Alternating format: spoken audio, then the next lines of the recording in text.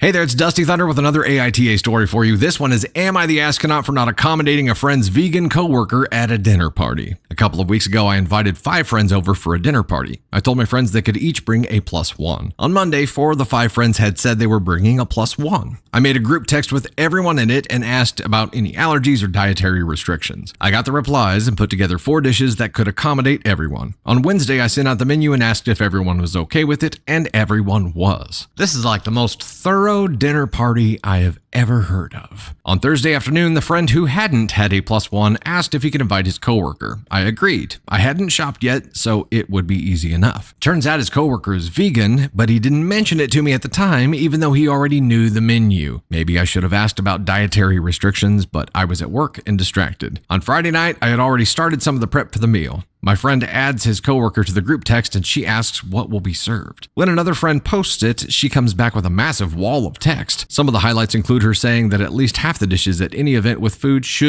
must be vegan because vegans shouldn't have to announce that they are vegan. If they have to say that they are vegan, that's the same as forcing Jewish people to wear yellow stars during the Holocaust. Is it?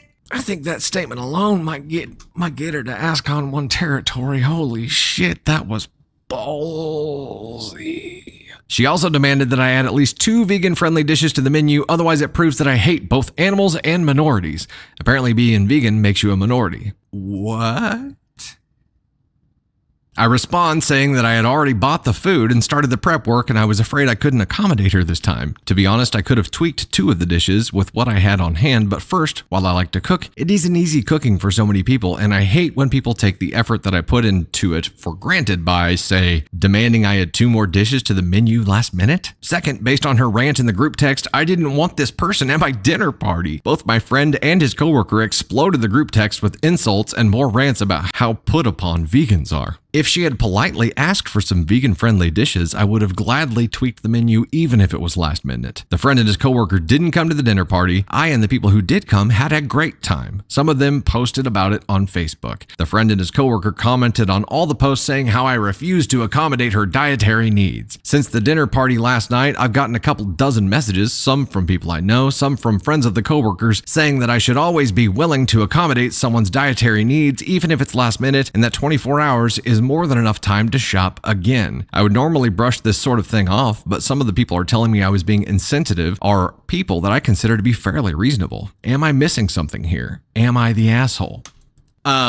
First of all, let's just get this out of the way. For comparing how vegans are treated to how Jewish people were treated during the Holocaust, straight to ASCON 1 with you. Straight to ASCON 1. Stay there. And then let's talk more.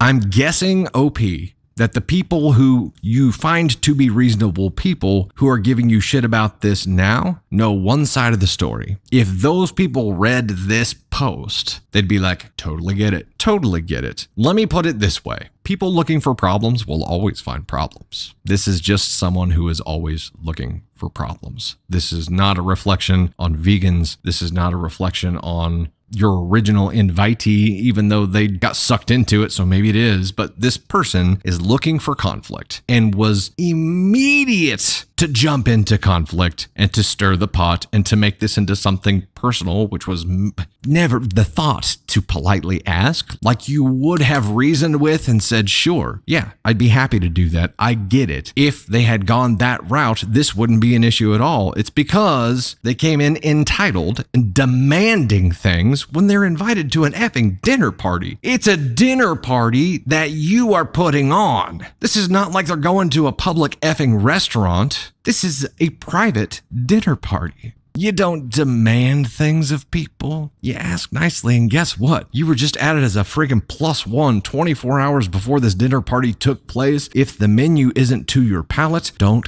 effing go. That'd be the first step. Second step, if you really wanted to go, politely ask if they can accommodate. If they can't, don't be a dick about it. Be like, I get it, it's last minute, you know? It would be hard to pull off. This is just someone who's looking for problems, and they will always find them. Always. The disrespect in this was not towards vegans. It was toward the host of the dinner party by this +1 who decided to jump in and turn it into a freaking political movement. This poor OP is going to have a freaking picket line at his next dinner party because now he hates animals, vegans, minorities. Who the hell knows what else? They tried to dinner party cancel him and are trying to socially cancel him because every post that the people who went and loved it throw out there, they're like, this guy hates animals and minorities. All you need to know about this person is what they said. This line, if they have to say they are vegan, that's the same thing as forcing Jewish people to wear yellow stars during the Holocaust. Okay.